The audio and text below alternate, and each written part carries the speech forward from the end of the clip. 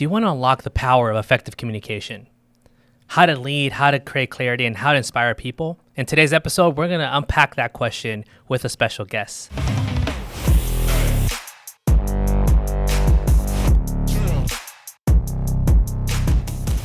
Hello, my name is Z. And I'm Rich. Welcome back to Leading with Insight, where we help you develop your leadership skills. Today, we have a very critical topic to help you become a more effective leader: communication. Today, we'll lay out a blueprint for effectively communicating and being able to utilize that with your team. Yeah, and again, this topic is one of those things that, we take for granted because we're always communicating, talking to people. But there are effective ways and ways to elevate and be clear and be more effective when you communicate with your team, when you communicate with customers, and the list goes on. But today is all about leadership, whether you're a current leader, aspiring leader, or at the same time, a brand new leader. Everything today is going to be around that. It's going to provide you those tools. Speaking of that, how was your capstone? We didn't talk about that. Aspiring Leadership just finished up. How did it go? Yeah, it went really well. The group came together, came in clutch. I mean, everything flowed. It was one of those serendipitous moments, man. Everything just felt like it came naturally, smoothly, transitions. Everything was amazing. I have kudos to all my group as well. Well, again, I can imagine you had to work on that communication with the team and a lot of things that you just talked about, right? Practice, preparation, things that we think I'm going to wing it. Can you imagine if you and your team said, hey, I know what we're talking, we'll just wing it. It would have been totally different than being prepared. It definitely would have. It wouldn't have been as smooth. It would have been choppy. We wouldn't have known when to transition, who was going to go next, all that good stuff. So. I know, right? In our mind, we think, it's going to work out. But if you don't take that time to properly prepare and build that skill set. So congratulations, man. You're done. Yeah. Thank you. Now, as mentor and mentee, we've been talking about it. Now the transition is now for you to start helping out and delivering these concepts and training the next generation of aspiring leaders. Yeah. So you ready for that challenge? I am. I'm excited. I know the key topics I want to hit on. Hopefully, Brock will allow me to be able to take a few of my favorites. So Right on. Shout out to Brock, part of my team. He's, he was an intern with us, and then now he's a full-time team member, taking on that program and, taking Rich under his wing. And I can see a lot of cool stuff with that. But on the topic of communication, we were talking, and we're like, hey, who comes to mind when we think of effective communication? We had a couple ideas, and we're like, all right, first choice is not here, third choice isn't here, 10th choice. All right, Adam Montero. No, I'm just kidding. We totally thought of Adam. Adam, man, welcome to the podcast. Well, at least I made the cut. We got that going for me. Don't believe me. You were number one. You were number one. You were in the top. All right. Yeah. But Adam, if for the folks who are just joining us and don't know much about you, can you give a quick introduction of what you do here at Insight? Absolutely. So I am part of what I would call the Double Decade Club. So I'm year 20 at Insight. A variety of different roles I've been able to have here at Insight. It's been a great journey, but currently I'm the Director of Finance for Insight North America. So my group primarily oversees credit, collections, and accounts receivables. Right on, man. Absolutely. I mean, I would say out of various occupations within Insight and stuff like that, I would very crucial that you have great communication skills. Yeah. If you have a team at that size and the responsibility that they have, right? Oh, absolutely. Definitely. Yeah, we have a team of just shy of 200 right now. Yeah. So it's a large team. Communication is key, especially, collecting, right? We've got to get paid, and the only way we can do that is effective communication. So 100%. Yeah. So with the topic today, Adam, and it's interesting. I know that you had 20 plus years with Insight, the double decade club. You like that, huh? I need a badge or something. Wear that around the office. I like it's like a tongue twister, man. I was like, wow, okay.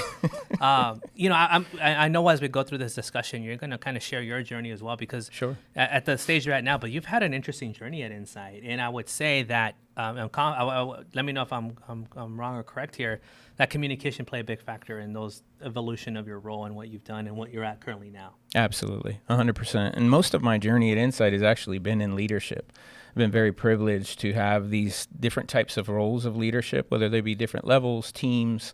I was in sales for a while. Some teammates don't know that, and led multiple teams in sales. So the communication factor of what I've been doing here, and even in my personal life, right, as a father and a husband, I consider myself I have to be an effective communicator. Yeah. So it's definitely transferable skills in personal life and work life. Which transitions first to that first question, right? The why. Mm-hmm. A lot of times we like I said, we took it for granted, or we don't really pay as much effort or time in developing that.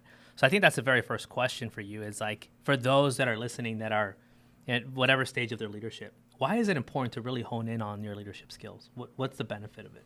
Yeah. I mean, the leadership characteristics you have to be true, I would say, first and foremost, right, to who you really are. And I always say, I have this philosophy of staying in your lane, right?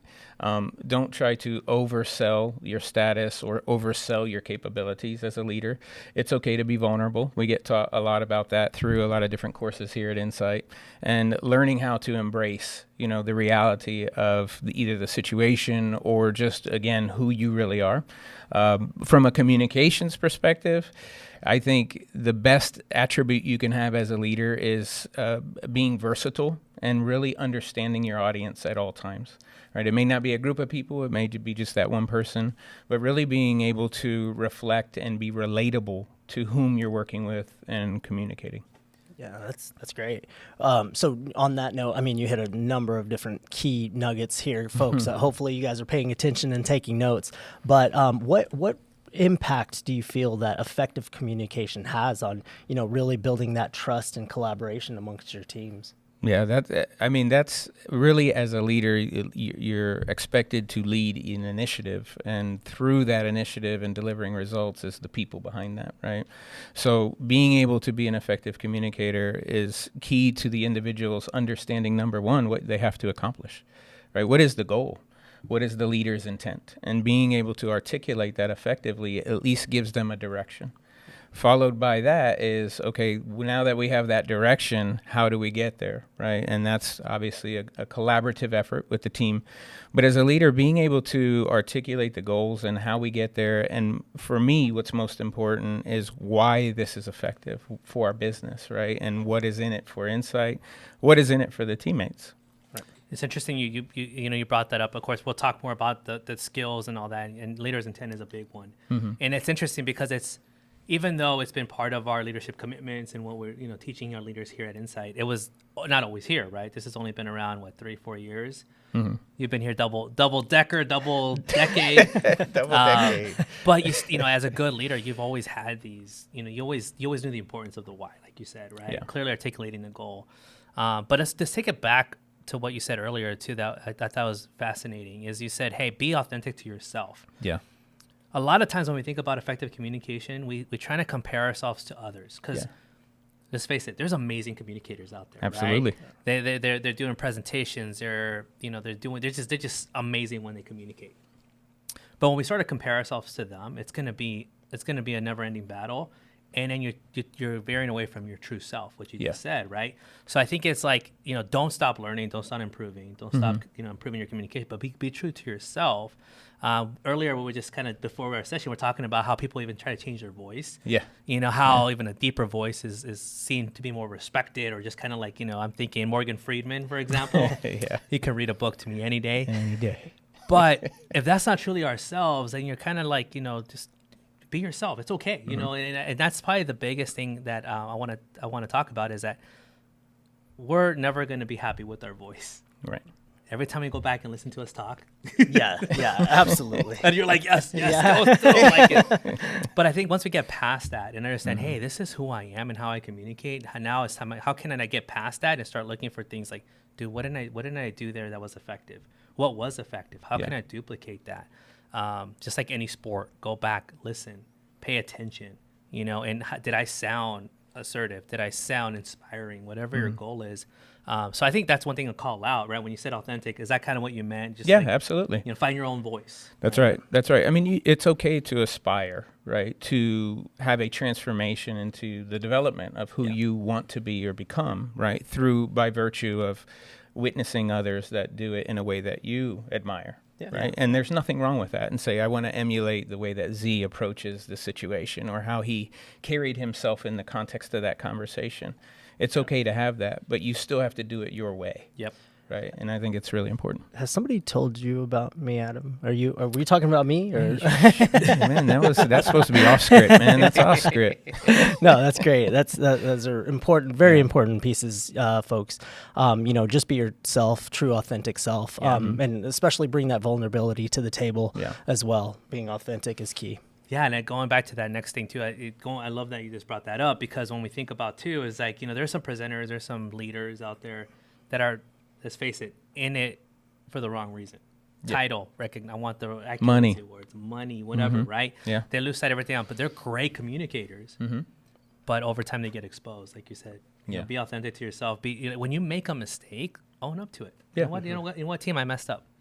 That was a lesson learned. I won't do it again. I'll take responsibility for that. But there are some leaders out there that are great communicators. Yeah. But they never take responsibility for their actions. They think they're perfect. Right? So got to watch out for that, right? Like that's the other part about vulnerability, is that you want to be transparent. You want to be honest, because it makes you real.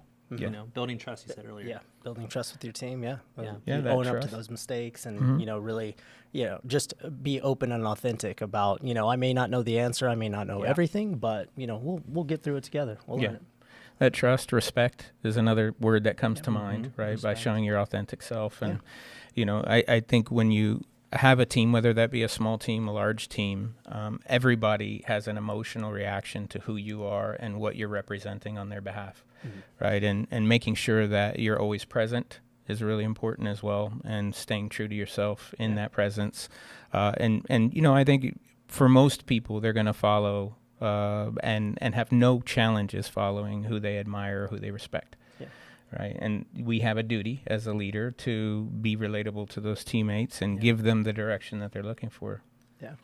Well, before we go to the next question, one last thing is, we always heard this term. Let me know if you heard it. I'm sure you've heard it. Is fake it till you make it.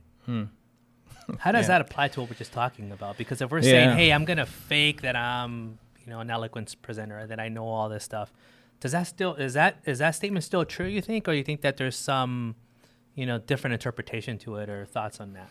Yeah, I won't say that should have in 100% totality a negative connotation. I think there is an essence of fake it till you make it in improv. For example, you're great at improv. Yeah. There's a lot of faking in improv, right? You have to in the moment, right? Making it up, kind of building. Right? And there's nothing wrong with that at all, right? Sometimes it's by virtue of entertainment. Sometimes it's by virtue of you being caught in a position or a situation that you may not have experience with, right? And you're like, well, I don't want to come across as if I'm not to be trusted. But it doesn't mean you lie, right? Faking it is kind of just redirecting the conversation and bringing it back to where you are comfortable. Right, in a short period of time, because you don't want to fake it for a long period of time. So that's how I perceive that. I don't know if that's way off, or when I go into these kind of philosophical type things, I start to interpret things a little bit differently. But that's what I would say. And that's where I think with those terms, when people take them very literal and they go, well, they start to, again, to your point, they take it to the extreme, and they're lying, they're cheating, they're making things up, which is not what we want. It's more like fake it, like, act and pretend like you belong there. Yeah, that's powerful. Yeah, that's actually very powerful, and convince yourself that you are worthy, right? Yeah, I am worthy of being at this table with these individuals. I'm worthy of being part of this conversation, these podcasts with these amazing individuals, right? You have to be that way, right?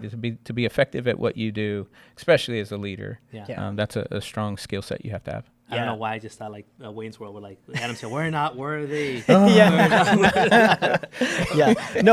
I really liked about what you just said is that, kind of leverage and use your strengths, play to your strengths, even though you may not know, the answer or what have you, really play into your strength and turn it around to what you can be comfortable in, or what you do have that, level of authenticity, or like you have that level of I've done this before, or I can shift this around to I think if you're saying like I straight this facilitating discussion, you don't have to do that skill alone right there. You don't have to know the answer. Just kind of just get people to talk. So what do you think? What are your thoughts? Do you agree with that? Well, I noticed that you were kind of, little hesitant there. What's going on, right? That's your strength, to lean into it. So this is a good call out, man. Yeah, absolutely. I like next that. question. Yeah, actually, so to that effect, how can you really identify your communication style for your team and how you deliver? Yeah, so I think, again, that self-assessment is really important. Some of that comes by reflection, right? And saying, okay, recording yourself is great. I remember years ago, when I was in sales, we had to do a sales pitch. And it was called, at that time, Tip of the Arrow training. And it was pretty much the insight value proposition. Why insight? And I remember getting in the room and the cameras were on and they said, okay, you're going to be in the room. I was almost by myself. There's like only a couple other people in there.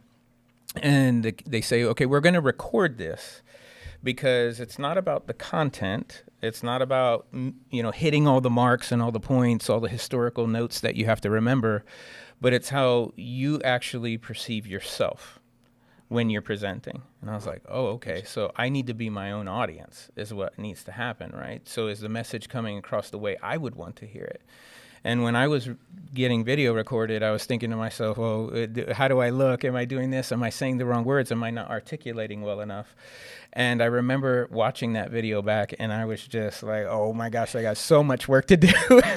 So, but I will tell you what a great learning lesson that was, to be able to look at myself as a self-reflection to develop a better skill set.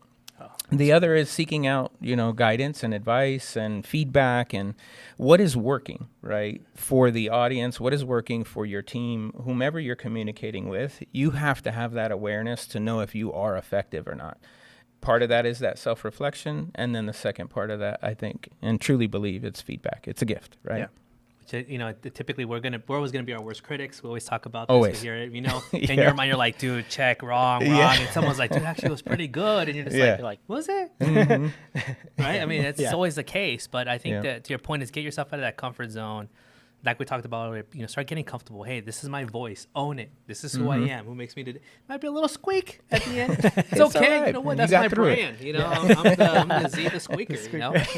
But it's own it, lean into it, but at the same time, then start building upon it. Like you said, self-reflecting, Yeah. but also that feedback from others. How can I continue to enhance it, to be more articulate, to be clear, concise? I would say, as we're now talking about best practices, one of the things that I've worked on is that I had to be a little more concise because I tend to over-explain or I talk too much. I think this happens a lot with people, right? Especially Or you end up repeating yourself, Yeah. right? Because the point, maybe it's a really good point, Yeah. and you're like, they've got to hear this again, right? But they already got it, but you want them to know. Yeah. So repeating is another thing you got to be over careful there, with like, that. okay, we heard you like 20 times. And it's interesting. Then you kind of, but going back to that self-reflecting, it's like, why does that happen? Why do I just mumble or just go on a tangent or just really have no start to work on your structure, be concise, Yeah. understand what you're going to talk about. And when I looked at myself and I was like, okay, why am I doing that, dude? I get like lightheaded when I'm doing interviews or in a situation. I'm just like, when you blow into a balloon for too long, you're just like, Yeah. where am I? Like, what's going on? And I'm like, I need to, I'm not breathing. I'm not taking a deep breath. I'm not calming down. It's that adrenaline. So again, finding out what symptoms am I dealing with? How can I minimize or overcome them to be present, Yeah. to be clear, to listen, and to be concise? It's important to practice too. And you don't always have to practice on this professional subject matter, right? Practice on small things. Storytelling is huge, right? The ability and the art of storytelling is really important to grab the audience.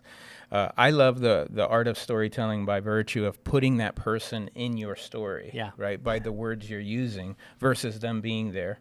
There are so many different individuals through the years that I've listened to, whether it be writers, authors, or even presenters, that just tell the story to the point where you feel like you were actually there, right? And that's so important to be effective. And that effectiveness, in my opinion, gets individuals to remember how they felt when you are speaking, not necessarily always what you're saying. And sometimes, depending on what your message is, maybe it is the emotional connection that you need this audience or this group of individuals to have, more so than the message. Maybe the message can even come at a later time as something that you remind them of, right? Yeah. So that's really important, the storytelling aspect. And it's right under the Inspire People as one of our tools for leadership commitments, right? Is that let's talk a little bit more about that, because again, we're talking about some blueprints and best practices. So you brought up a couple things about storytelling. That's really important. The emotions.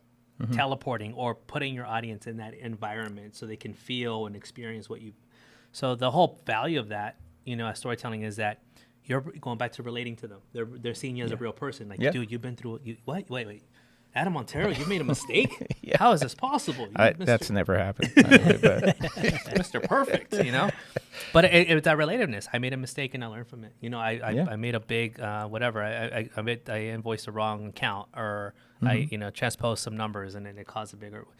What that does, again, it reminds them when they make a mistake that, hey, it's okay. We can fix it. That's right. We can learn from it. Absolutely. So, what are some best practices around storytelling that you can give our audience?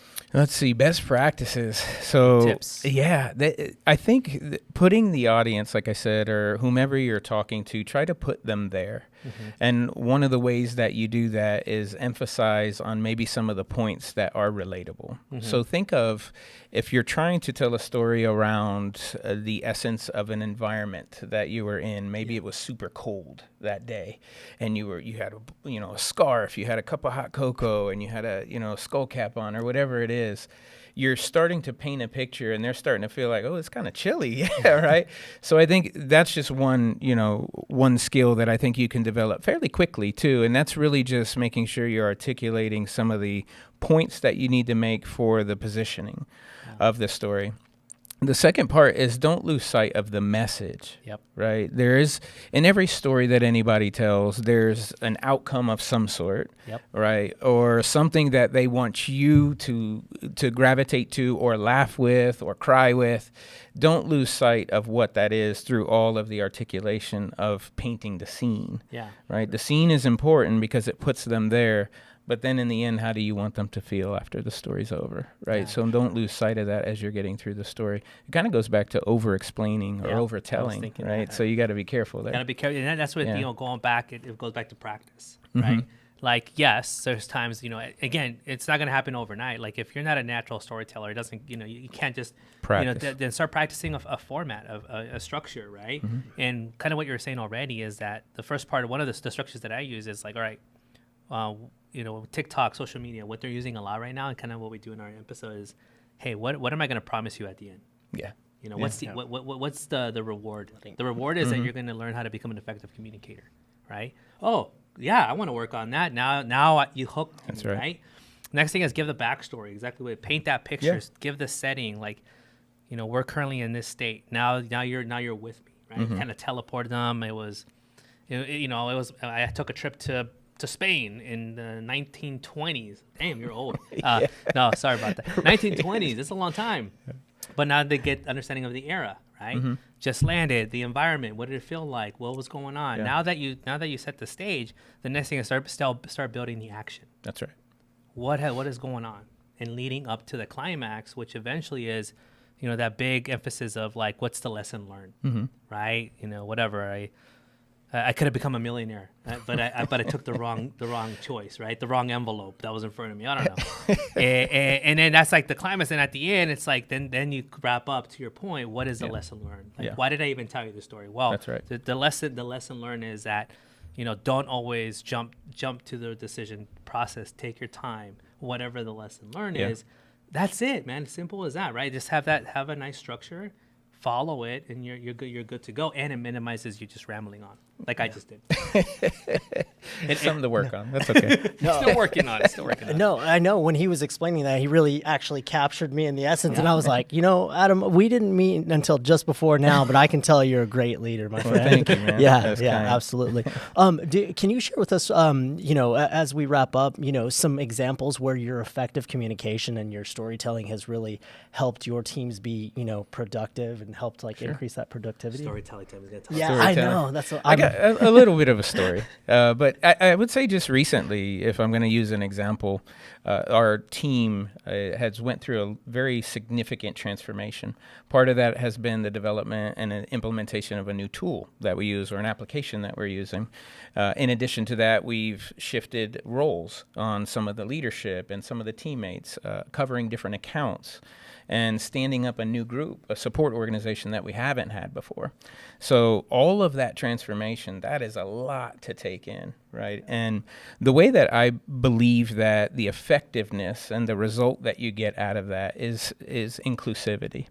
And the way I would say inclusivity and the usage of it in this story I'm telling you now is all the decisions as a leader that you have to make don't have to be made alone. There is so much untapped potential and talent within the team that you have that as much as you want them to trust you, you have to trust them. So including them in a lot of the decision making, the planning, ultimately I own it. Right? At the level of leadership that I'm at and what I'm responsible for, I know that at the end of the day, I own it, regardless of the outcome. But it's really important that each of the teammates, as well as the leaders that you're working with, have an opportunity to be part of the process, not just the objective that we have to go complete. And I think that's the effectiveness of my approach in leadership, is being very inclusive and having teammates be part of the process. Yeah.